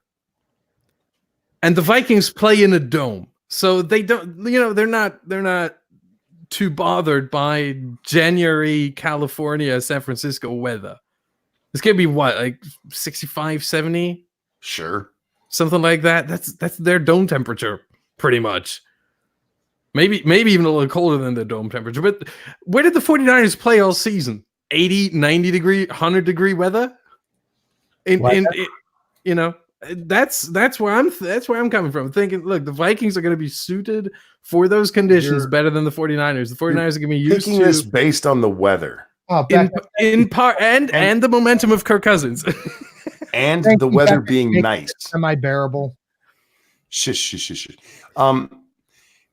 I've seen games, where you can be, okay, the Packers in the snow, you pick them. Someone else here that I could talk. Yeah, exactly. Patriots in the snow, you pick them. Yeah. You guys are Vikings Tuesday, right? I hope so. I'm just trying to entertain your chat. Sorry. The Vikings, because it's warm in San Francisco, really? It's because it's mildly warm, not hot. That's why. I need you back next week because I got to laugh at you for this one. I'm gonna laugh at you if the Vikings actually win. I don't believe it, but I hope. The Vikings are actually a good team.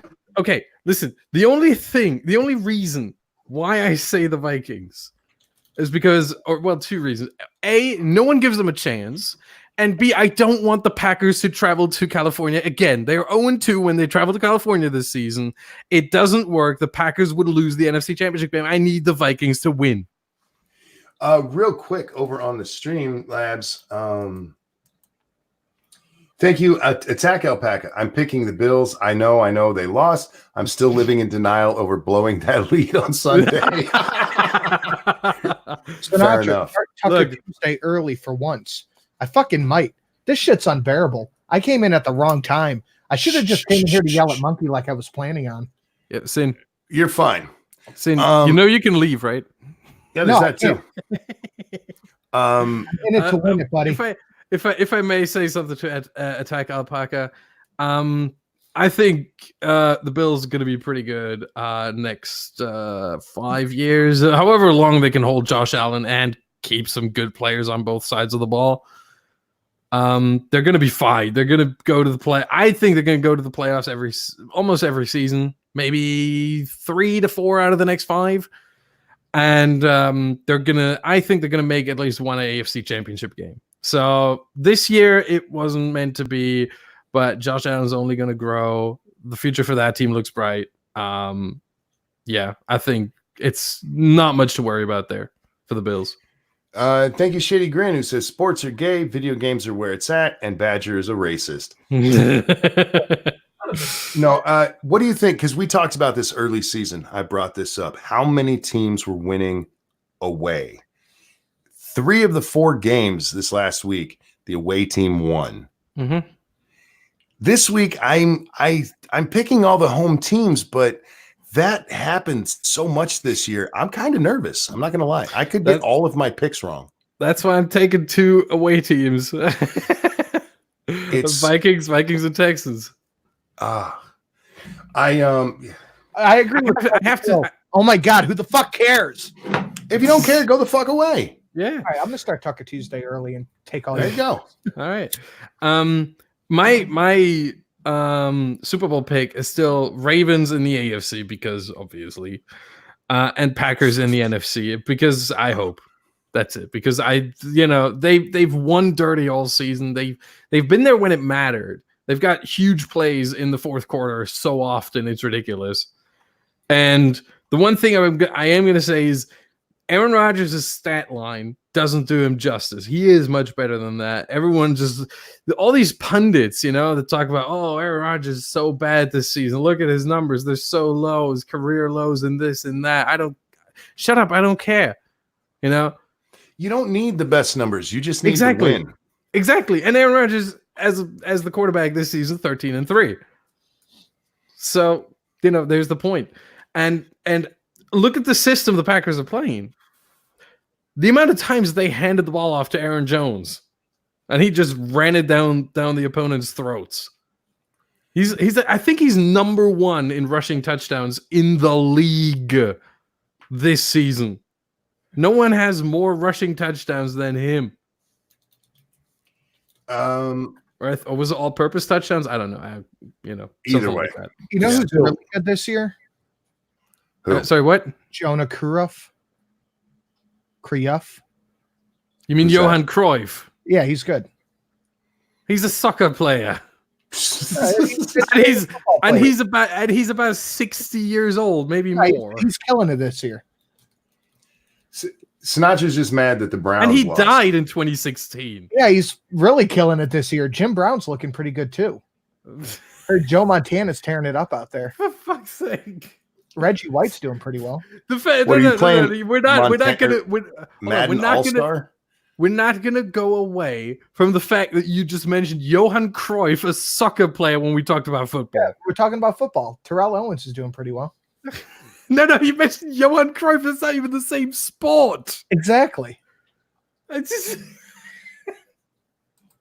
Now, for fuck's sake, Sinatra. For fuck's sake. You picked the Texans. No, Texans. I picked the Texans. The Texans. Who do you pick in the AFC or NFC overall? Packers still? Oh no! In the AFC overall, Ravens. Oh, sorry, Ravens. Yeah, you said obviously, Ravens overall. And NFC Packers. Shut up. NFC Packers. Unless they have to go to California. If the 49ers win, I take the 49ers. If the Vikings win, I take the Packers. Did the Pack play the Niners this year? Yes, and it wasn't nice. Oh my God, 37-8. Mm-hmm. Oh my God. That's what I said. Packers went to California twice this season. It hurt. It hurt, man. They had 3 losses, and I was very happy to see that the Seahawks beat the Eagles because the Eagles were the only team that was able to beat the Packers in Lambeau this season. How do you guys like Charles Hughes this year? I will say, because my pick is for the Chiefs and Ravens to play. The Chiefs beat the Ravens earlier this year. So yeah, that's why I'm picking the Ravens, because I think Texans can win and we'll have no chance against the Ravens. If my predictions come true, both championship games will be rematches. That'll be cool. Is looking pretty good. That would be cool, but obviously I want the Packers to win. Of course you do. Yeah. But yeah, fuck the Ravens. I'm not a fan of the Ravens. Yeah, I think they're dirty. Yeah, a bit. Gary Brown's doing pretty well. Shut up. Brown's killing it. I'm gonna mute his ass. Yeah, please. One thing I'm gonna say about the Seahawks-Packers game, that one could go either way. I think at the end of the day, the Packers defense is gonna see them through. Because the thing is, we've seen Russell Wilson this season be a magic worker every single game almost. Like, he has no help on his offensive line. It's, I think, one of the bottom 5 offensive lines in the league. Still, the fact that they couldn't address this baffles me. Real quick, Shroom, I'll get to that in just a second, bud. Go ahead. The defense for the Seahawks is meh at best. The run game, I mean, look, all the running backs got hurt. I'm sorry, man, but they just did. Like, who's out? Rashad Penny is out. CJ Procise got hurt. I think Dan is in. Shut up. Can you really mute his ass right If now? you want this to end soon, shut up. Go ahead. Yeah. There was at least one more running back for the Seahawks that also got injured. So they went through 3 running backs that got injured, and now they had to bring back Marshawn Lynch from the retired. And Travis Homer, who was like, I think starting on the practice squad this season. It's like, yeah, come on. The running game isn't there. His tight end is like a blocking tight end who somehow ended up being in the top 5 receiving of all tight ends in the league. Russell Wilson is doing magic out there. You know who else is doing magic out there? Stop it. Barry Sanders. Stop it. I was watching videos last night. One of the ones I watched was worst ref calls of this year. Oh God! Oh my God! Some of those are horrible. Yeah. But watching those, and here you go, Sinatra. You want an old player? I ended up watching footage of different Steelers games that ended weird. Yeah. And one of them featured Antoine Randall L. And I was like, oh God, whatever happened to him? I don't know why you're talking about him. He's retired. So I looked him up and what was happening. I did not realize it. Do you know he was drafted by the Cubbies? No. He was drafted by the Cubs in like the very last round of the baseball draft. As they always do. As they always do. And so instead of doing that, he went to college to play football and basketball. I believe he played. But yeah, like he could have ended up being a Cub. Like that's so awesome. What do you guys think about Reggie White? I think he's an overrated player who got to become the sack leader because they changed the way sacks were recorded. They didn't even record him back in the day. He's doing pretty well this year. Piccolo. Monkey, that hurt my soul. That hurt my soul. Yeah. Reggie White is a legend. Yeah, he's a legend. He's overrated. He's a good player, but he only became the all-time sack leader. You don't disrespect the minister of defense like this, okay? He only became the all-time sack leader because they didn't record sacks for most of the NFL. And they started doing it, and then like, okay, we'll give it to this fat fuck. Yeah, but no one's beaten him since. Well, I mean, people got to take more steroids. For fuck's sake. Just throwing that out there. Okay, you can be unmuted now, Sin. There you go. Welcome back. Ladies and gentlemen, there's some breaking news. Thank you, Chicago Mike. Kaepernick was drafted by the Cubs too. Thank God he didn't sign. Well, maybe he would have been a better player. Yeah, but then he would have knelt again, and you know. Yeah, U.S. defense officials confirmed that the Al-Assad Air Base in Iraq's Anbar province has been hit by at least 6 rockets tonight. Additional details unclear. This was originally claimed by the Iranians. So the Iranians, them themselves? Wait. What is that air base? What is it called? The Hang on. Let me get it's An Al-Assad Air Base. AYN. What? An Al-Assad. The anal. Oh, there you go. Got it. There you go. No, that's okay. So, that's an Iraqi and U.S. armed forces base located in western Iraq. So the Iranians attacked an Iraqi and U.S. Joint air base. Yeah, just like they did last Friday. What do you think about John Madden this year? I think I'm glad he's dead. There's only so much sucking up to Brett Favre that I can take. That is wrong. John Madden is not dead. Monkey. He's not on football anymore. He might as well be dead. Okay. I think I'm looking at a wrong list here. John Madden used to piss me off because John Madden would suck up to whoever the press said was the best player in the league. And he really wanted to fuck Brett Favre. And I don't mean like screw him over. I mean, put his dick in him and have sex with him. There's what fucking game was it? Was it a playoff game or the Super Bowl itself? There's one of them where they're at the end of the game, the Packers won, deservedly so. Yeah. And they're talking about who should be MVP. And I want to say it was a Super Bowl.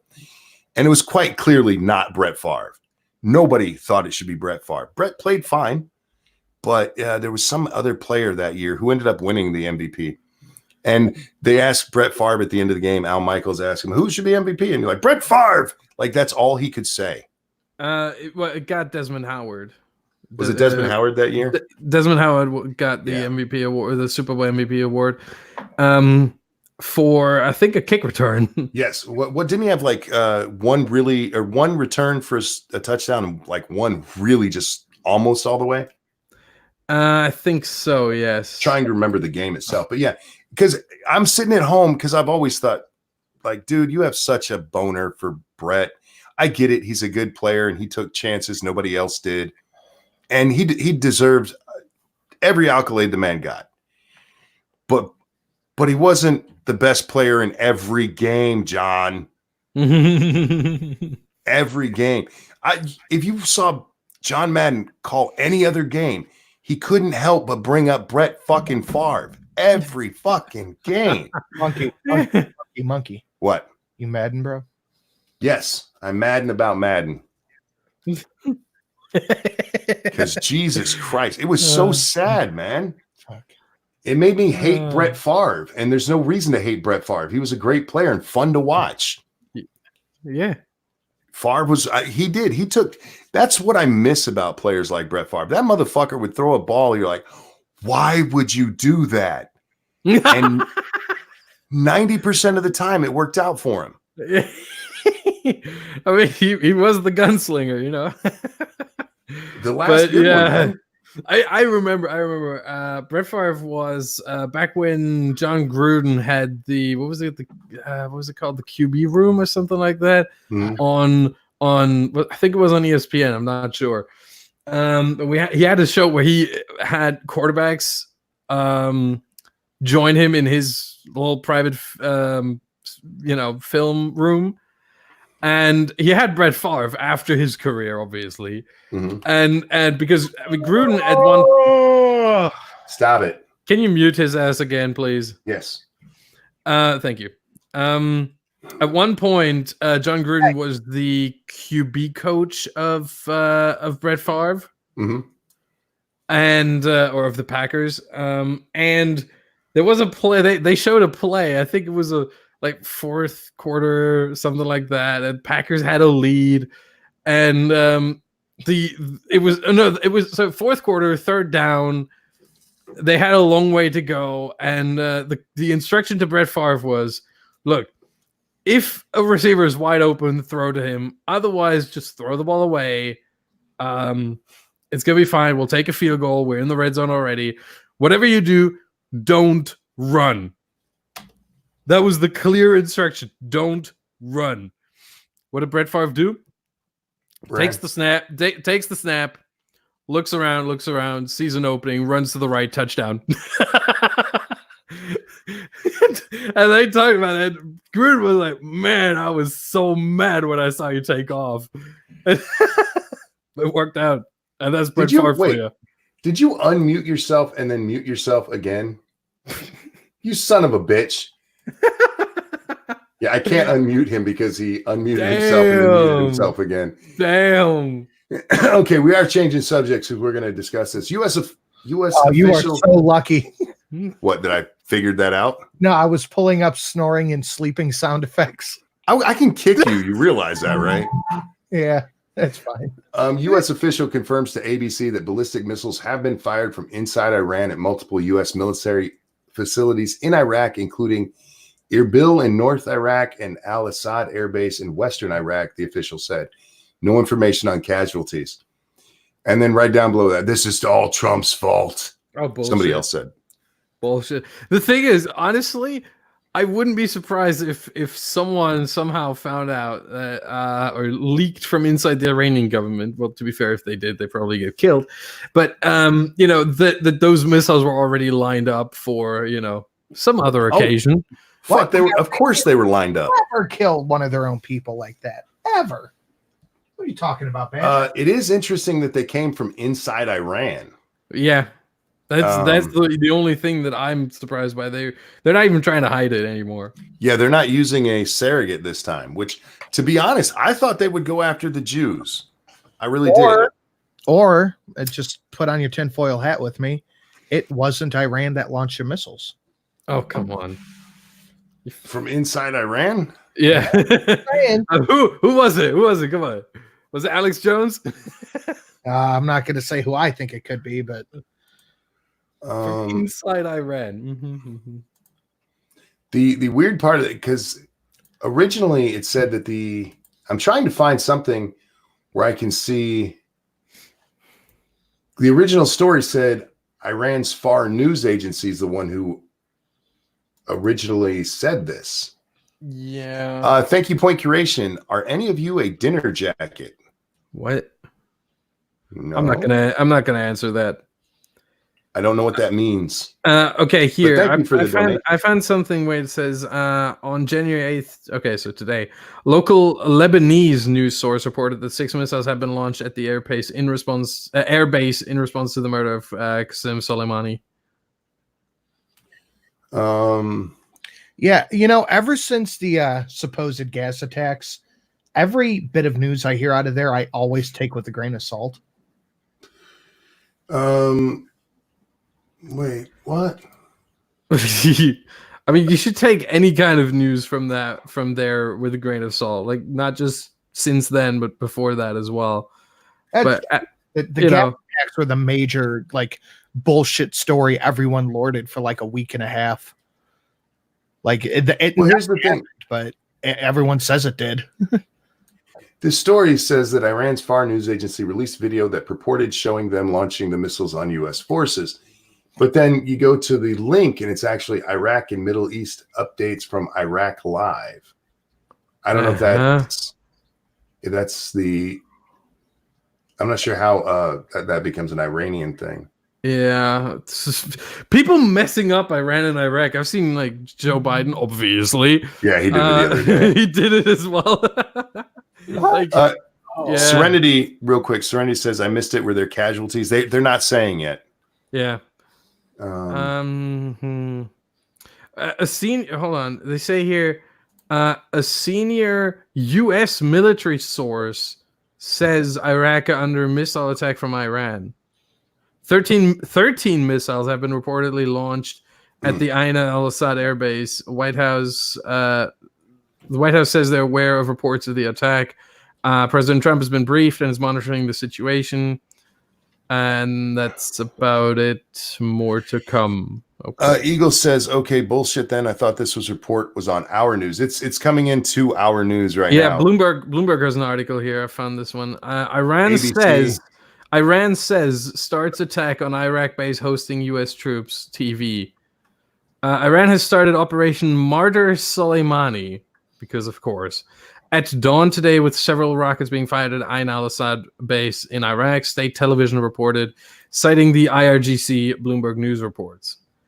What kind of sentence is this? State television reported, citing the IRGC. Bloomberg News reports. State television was the one who reported it from IRC. Yeah. I know. IRGC put out a statement. State television in Iran reported. Bloomberg News reported on it. Yeah. So it's big game of telephone. Yeah, nothing ever gets lost in telephone. No, of course not. With a state TV propaganda involved, absolutely. Yeah. What time is it over in Iraq right now? Anybody know? It's I want to say it's 2:46 a.m. I was just gonna say a couple hours ahead of Badger, so probably 8 hours. Yeah, expect cruise missiles to hit the base that fired those. Oh boy. Yep. Trump warned them. The Imam Tawhidi, I think you remember who that is. Sure. Imam of Peace on Twitter tweeted 5 minutes ago, breaking 60 rounds now. 20 U.S. casualties have been confirmed. No link from him, and he already removed it as well. More news coming in a bit, and I don't trust him as a news source. His commentary, I'm okay with, but his as a news source, his news can be off. Yeah, Yeah, and he has deleted the tweet by now as well. He's also quoted. Okay, sorry. Thank you, Cryptic, who says nuke Iran, send them to the dust of history. And backscan right under said it's glass o'clock. Yeah. So Imam Tawhidi also posted, one Iraqi journalist says it's messed now. A war will begin because, of course, Iraqi journalists aren't exactly as they're just as bad as ours. I think. I assume. Yeah. Yeah. Go ahead. Somewhere in DC, John Bolton is just furiously masturbating. Yeah, you're not wrong. He probably already jizzed off like a couple of times. And he's still going. Ooh, hold on. Jennifer Griffin, national security correspondent for Fox News, tweets from a senior U.S. military source in Iraq. Under missile attack from Iran, these are either cruise missiles or short-range ballistic missiles all over the country. So it's not just limited, apparently, to this one airbase. No, and Erbil, but it's apparently all over the country. It's like north, west, south, everywhere. They're just bombing Iraq, basically. Yeah, they're trying to hit our personnel because our personnel are at those bases.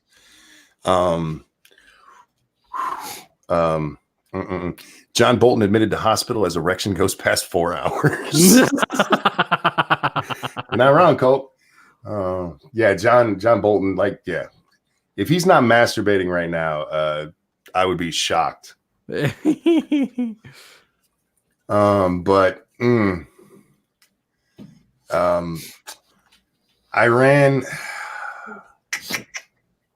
Bomb, Iran. Where are you going? I'm shocked. I'm not going to lie to you. I'm shocked that they actually decided to pull this trigger on their own. Yeah. That they didn't, use one of their little offshoot groups within Iraq to pull this shit off.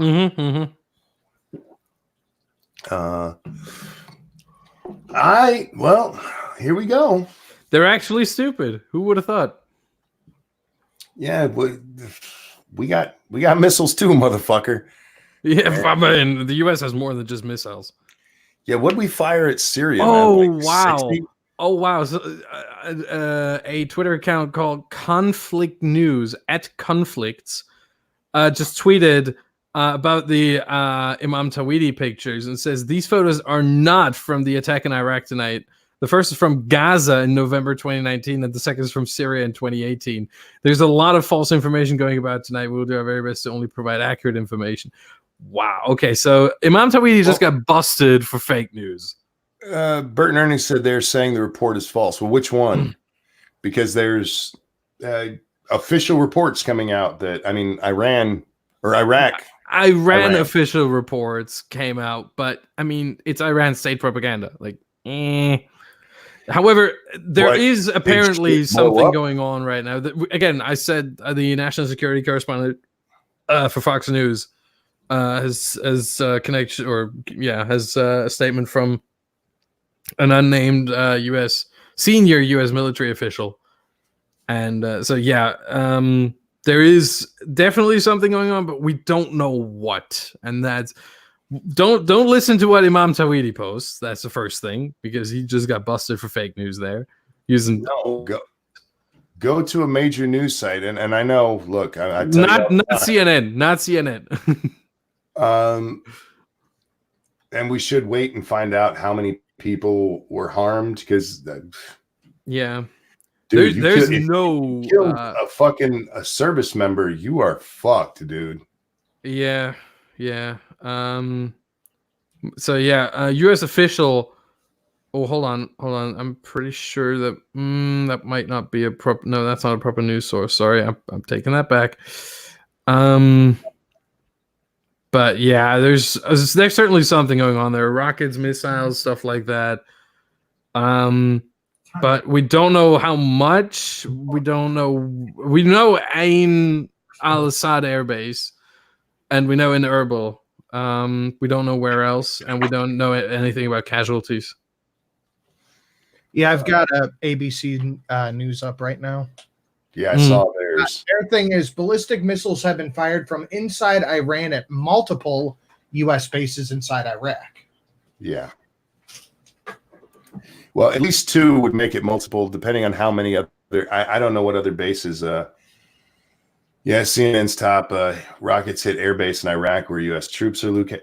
I wonder why they weren't talking about this. That wasn't a headline on CNN last Friday. The Kirkuk base where they were hit wasn't a top story on CNN.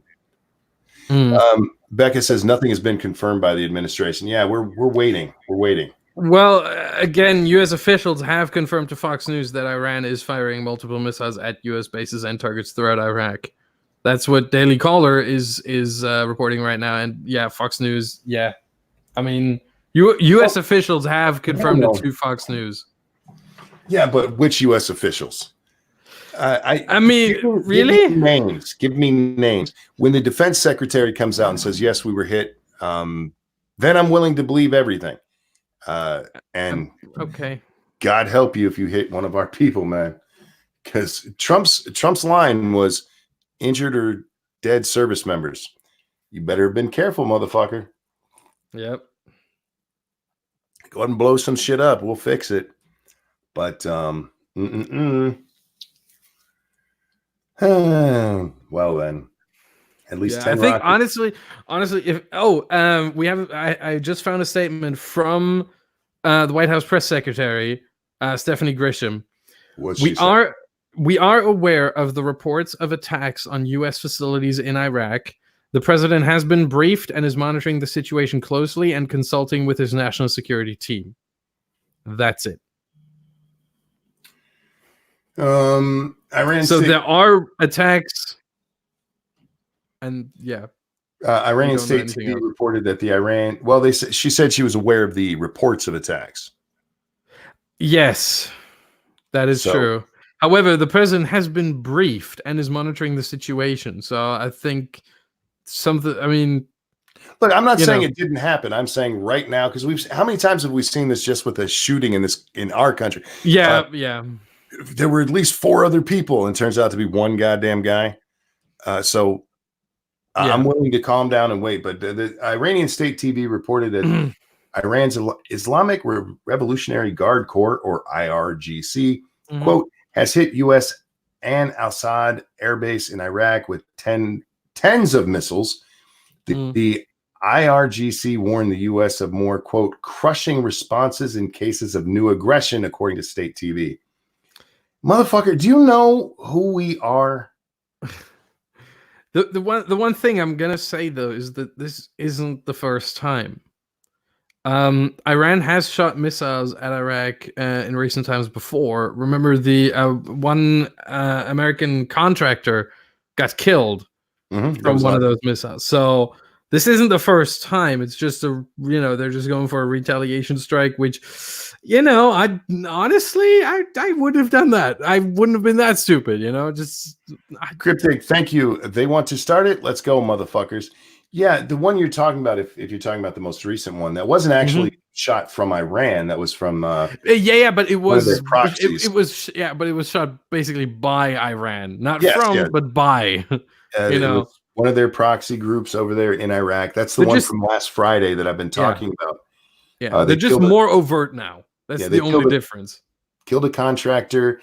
There were several servicemen and women who were injured. Most of them, at least last we heard, were able to go right back to duty. So maybe burns or bumps kind of thing. A couple of Iraqis were hurt.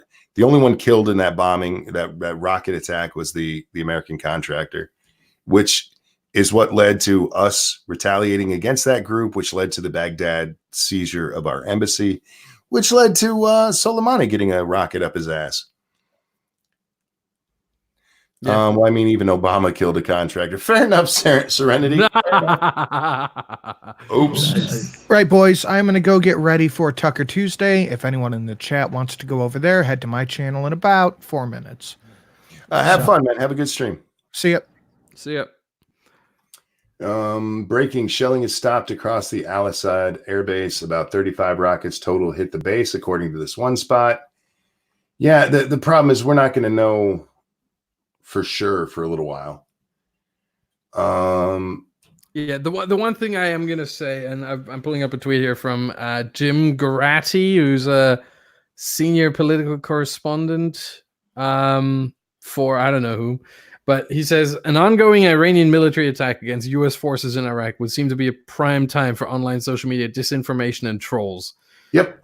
Be wary about what you hear and see from unfamiliar accounts going forward. And I would add, even from familiar accounts.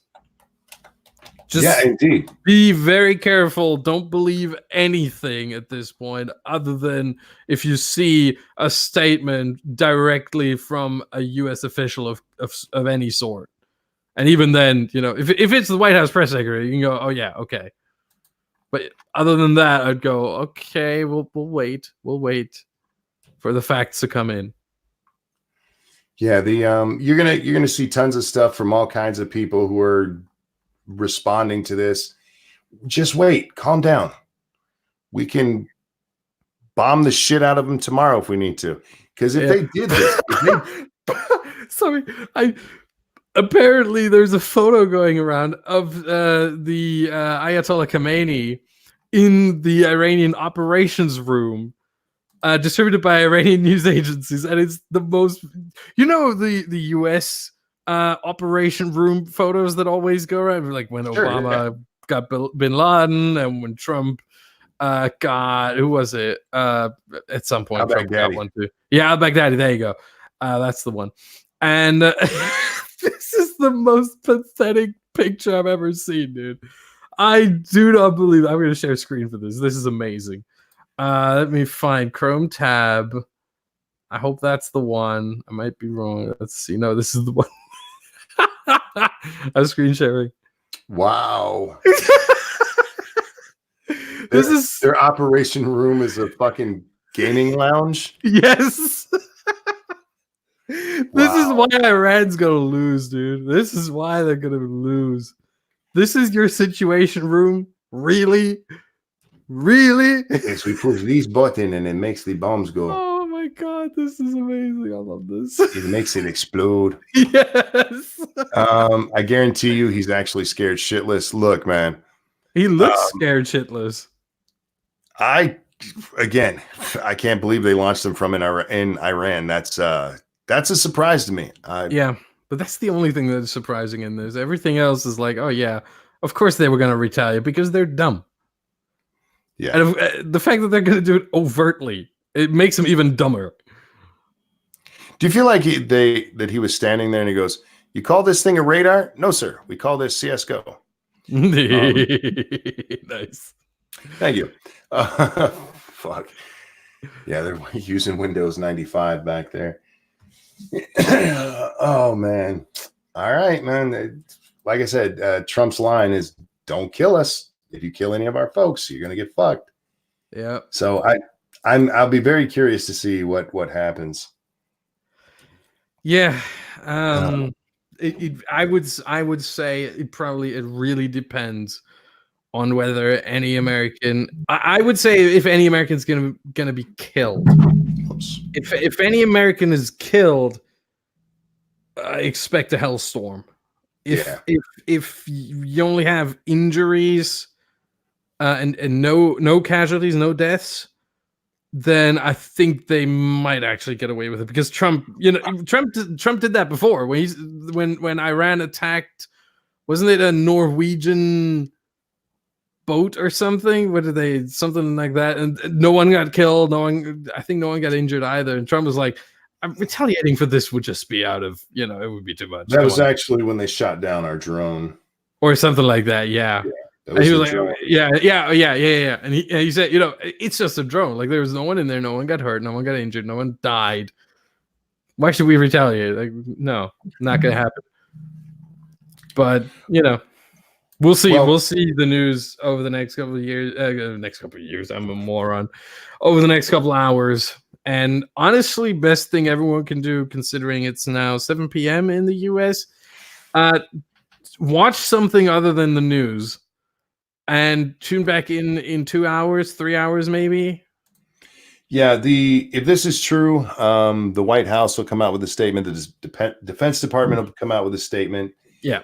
Secretary of State will come out with a statement. We'll all have these within hours. And God help you if it's true. We have bombs that are just sitting around waiting to be used, motherfucker. And your little base where you did this, oh God, oh wow. Fuck, man. The Israelis might be like, that guy was kind of Jewish. We're gonna get him. He was Polish. His name sounded Jewish. We're gonna blow him up. But in 2 and 3 hours, the Lords of Night will be on. Yeah. And come back and get exactly. Get your news from there. Look, it's definitely breaking news, but again, like I said, how many times in an active shooter situation they've arrested 4 people, and it turns out it was one shooter. Yeah. Calm down, and could this be viewed as a suicide bombing? Yes, it is.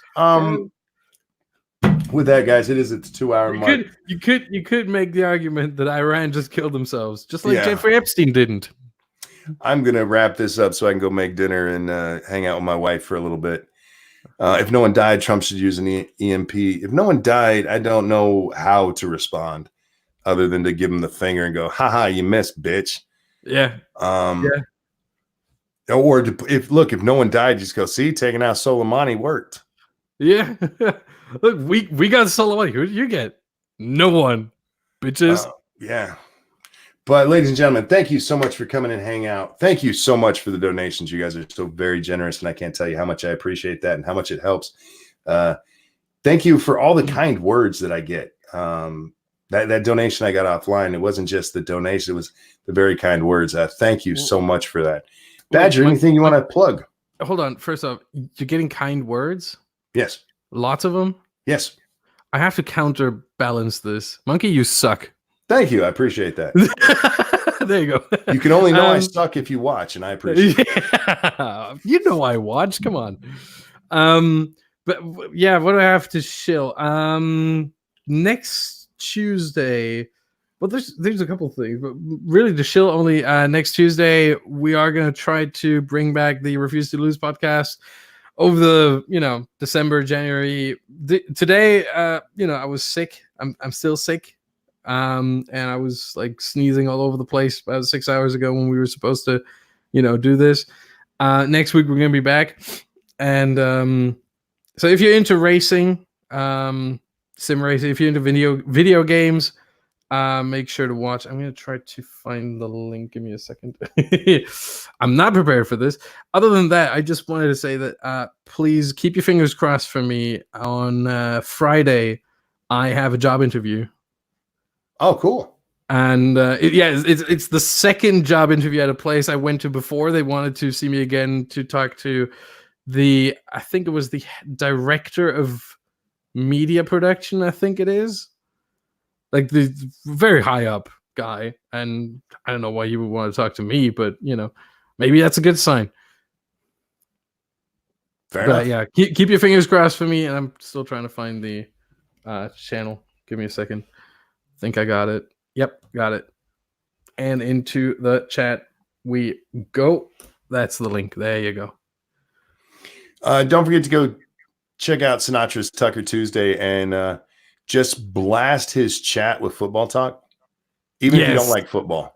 Yes. Just nothing but football talk. I'm going to do that. There you go. We'll be over on Scribe Light's channel in about 2 hours at 9 p.m. Eastern time for Lords of the Night. No scheduled game stream tonight on 2 Cents Plus, but I'm going to jump back into some, maybe if my internet holds, we'll see. But if my internet holds, I'll be doing some Red Dead 2. And that's been a lot of fun. So come hang out there on Ranting Monkey Games. It's a really hard channel to remember. Ranting Monkey Games. Ladies and gentlemen, thanks for hanging out. I'd like to thank Sinatra, who's already left, even though he's being a jackass half the time. And Badger, thank you so much for hanging out with me. Everybody, enjoy the rest of your night. We'll see you next time. Bye. I ran. That was fun.